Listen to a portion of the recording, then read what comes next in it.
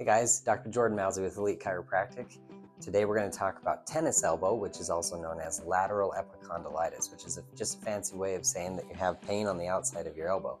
But this has been a very common condition that's been presenting in our office lately, and just wanted to tell you a little bit about it. It's commonly misnamed tennis elbow, even though most people that I see don't play tennis or any type of racket sport. Usually it comes from overuse of the forearm muscles and too much activity too soon.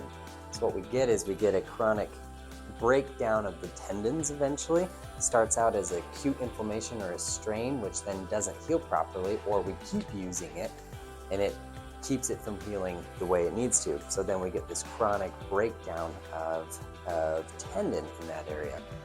One of the most important things to realize is that when it's chronic, that's been going on for several weeks or even several months, inflammation isn't necessarily the problem. It's that breakdown of the tendons. So taking your ibuprofens and doing those things really is not going to do you a lot of benefit or any good.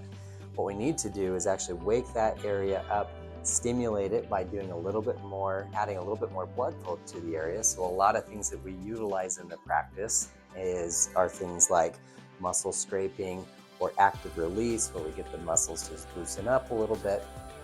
Two very powerful techniques for this problem are dry needling, which I've used a lot lately for these cases. But also number two is shockwave therapy, all of which help stimulate and restart the healing process to allow us to overcome it a lot quicker. So basics of this are, if you're overusing that arm or you're not allowing it to repair properly, you're going to get chronic breakdown leading to this condition of tennis elbow. Number two, the things you have to do, we have to increase blood flow to that area. We need to, stimulate it with either muscle scraping, some manual work, some dry needling, or some shockwave. All of those things can help a lot.